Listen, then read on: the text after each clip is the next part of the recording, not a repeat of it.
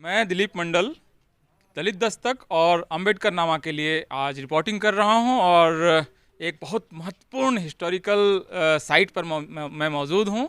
ये जगह जो है ये महासमुंद छत्तीसगढ़ ज़िले का सिरपुर है और यहाँ पर जिस जगह पर मैं हूं इस जगह को सुरंग टीला या शिव मंदिर के रूप में सरकार और जो यहाँ की संस्थाएं हैं वो इस्टेब्लिश करती हैं। तो मैं इस समय दो बहुत महत्वपूर्ण मेहमानों के साथ मौजूद हूँ जो बताएंगे कि ये दरअसल इसका जो आर्किटेक्चर है और इसकी जो बनावट है, जो मूर्तियाँ हैं, वो क्या बोलती हैं, दरअसल क्या सच्चाई सामने लाती हैं। मेरे साथ प्रोफेसर रतन लाल हैं जो कि एसोसिएट प्रोफेसर हैं दिल्ली यूनिवर्सिटी के, और एक ट्रेंड आर्कियोलॉजिस्ट जो हैं वो, और मेरे साथ ट्रेंड आर्कियोलॉजिस्ट डॉक्टर मधुकर हैं जो मध्य प्रदेश शासन में रह चुके हैं और नागपुर जैसे महत्वपूर्ण अंचल में वो क्यूरेटर से रिटायर हुए हैं। तो ये जो साइट है ये पहली नज़र में आपको किस तरह की साइट लगती है, ये मैं पहले डॉक्टर मधुकर से जानना चाहूँगा। सर, क्या ये आपको क्या लगता है, फर्स्ट इम्प्रेशन आपका क्या है? देखिए, ये साइट जो है, ये शिव मंदिर जो बोला गया है, ये शिव मंदिर तो जो प्रथम दर्शनी जो बोलते हैं प्राइमा फेसी वो लगता नहीं है। ये मैनिपुलेट किया गया है, री-इरेक्ट किया गया है।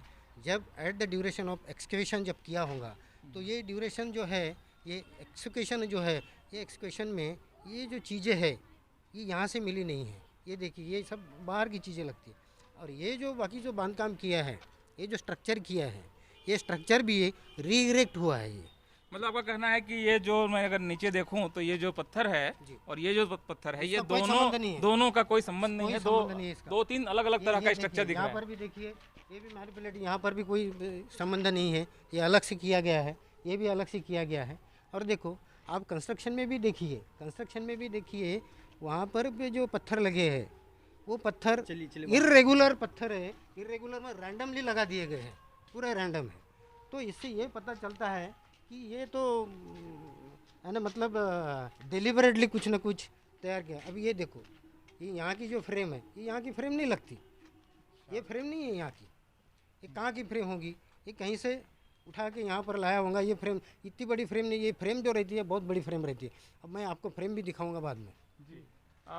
डॉक्टर रतन लाल, आप मुझे ये बताइए कि आपका भी फर्स्ट इम्प्रेशन क्या है इस साइट को लेकर? क्या आप देख रहे हैं यहाँ पर? देखिए, मैं कल से हूँ और मैं वहाँ पे जो पोर्ट है वहाँ गया हूँ, वहाँ जो टेंपल है वहाँ गया हूँ। और कोई भी आदमी, मैं चुनौती दे रहा हूँ आपके इस प्रोग्राम के माध्यम से कि दुनिया के किसी आर्कियोलॉजिस्ट को बुला लें और वो कह दें कि ये बुद्धिस्ट आर्किटेक्चर नहीं है। बुद्ध की मूर्ति साफ साफ दिख रही है और यहाँ मैं आपको इसी स्ट्रक्चर में दिखाऊंगा कि बुद्ध की मूर्ति को टिका करके आप जो है उसको विष्णु और शिव बना रहे हैं और बहुत सारा कुछ इसमें हेर फेर हो रही है। आप गौर कीजिए, यहाँ नज़दीक में लाइए। ये कोई भी कह सकता है कि ये बुद्ध नहीं है। इधर ये बुद्ध बने हुए हैं, यहाँ भी बुद्ध बने हुए, इसमें टीकाकरण ये किया गया है। तो ये मैं कह रहा हूँ कि हिंदू ये धर्म की राजनीति है। और इनक्रोचमेंट जो है ये ब्राह्मण धर्म का प्राण है। ये सब जगह से कुछ ना कुछ ले लेते हैं। तो इन्होंने पूरे जितने, मैं तो इतिहास का छात्र हूँ और मैंने काशी प्रसाद जायसवाल पे PhD की है। उन्होंने श्री रामेश्वर धाम पे एक लेख लिखा था, उसमें उन्होंने कहा है कि बुद्धिस्ट वहाँ जो शैतान बोल के जो चपत लगवाते हैं वो बुद्धा है। अगर आप गया में जाएं, कुरकिहार में जाएं, तो वहाँ पे वो बुद्धिस्ट आर्किटेक्चर है। वहाँ ऊपर से इम्प्लांट कर दिया गया है टेम्पल और उसमें राम सीता हनुमान बैठा दिए गए हैं। तो ये साफ साफ अगर कहिए तो विरासत की डकैती है। और चाहिए कि चाहे बौद्धों को अपने जो विरासत है उसकी वापसी का, बुद्धा की घर वापसी का, बुद्धिस्ट आर्किटेक्चर के घर वापसी का ये आंदोलन करना चाहिए। और यहाँ के जो आदिवासी हैं उनके भी देवी देवताओं को इनक्रोच कर लिया गया है, तो उनको भी घर वापसी का आंदोलन यहाँ चलाना चाहिए। क्लियर कट ये बुद्धिस्ट लैंड है, तो उसमें कई तरह का प्रोसेस समझना पड़ेगा और इसकी एक पूरी राजनीति है। ये मिटा सकते नहीं, इनके पास टेक्नोलॉजी नहीं था मिटाने का, और नहीं मिटा सकते हैं तो दबा दो। इसलिए हर जगह एक्सकेवेशन होकर तब निकला है। जब निकल गया यहाँ पे, तो जो वैकल्पिक आंदोलन था उतना मजबूत नहीं था कि इस पर अपना दावा ठोक दे। ठीक है, तो कुछ नहीं है तो मिला लो।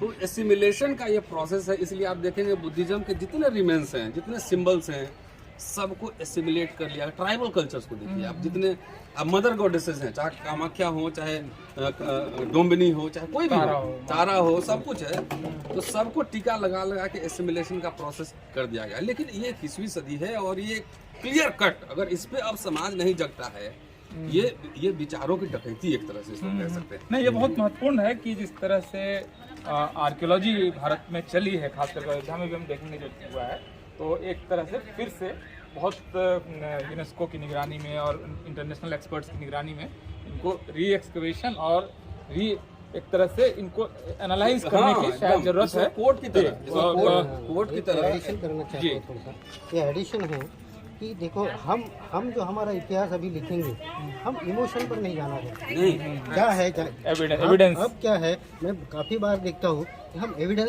इमोशन से बातें करते हैं। हमारा जो आर्टिफैक्ट है या एंटिक्विटी है, जो कुछ मिलता है, उसके ऊपर हम प्रैक्टिकली जाना पड़ेगा।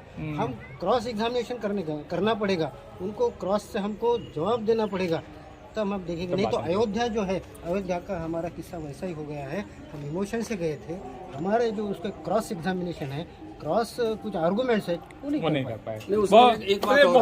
एक बात और समझना चाहिए कि पहले भारत का जो पूरा एक माइंडसेट होता है ना, सोशियो पॉलिटिकल कल्चर सिस्टम, उसको समझिए। सुप्रीम कोर्ट भी किस तरह से न्याय करती है, ये सब हम सब आप परिचित हैं, दिल्ली में रहते हैं और लगातार कई आंदोलनों में हम लोग रहते हैं।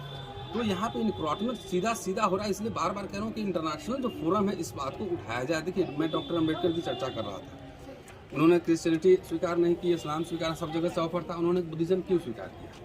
इसलिए कि इसकी जड़ें, इसके रूट्स जो हैं भारत में ही हैं। तो बुद्धा भारत के हैं, बौद्धिस्ट धरोहर भारत के हैं, तो उसको अपने स्वायत्ता में जिंदा रहने दिया जाए, उसको इनक्रोच नहीं। ये मुझे वो लग रहा है कि दोनों चीज़ें इंपॉर्टेंट है, और मुझे लगता है कि इस समय खास करके ये बहुत महत्वपूर्ण है कि हिस्ट्री और आर्कियोलॉजी के लोकेशन से इन सारे साइट्स को एक बार फिर से मतलब इनकी समीक्षा होनी चाहिए, मीमांसा होनी चाहिए, और इंटरनेशनल स्कॉलर्स के साथ, उनकी मान्यता के साथ अगर इस काम किया जाता है ईमानदारी से, तो शायद हम भारतीय इतिहास को नए तरीके से लिख पाएंगे।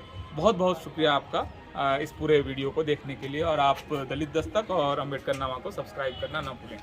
शुक्रिया। Thank you sir.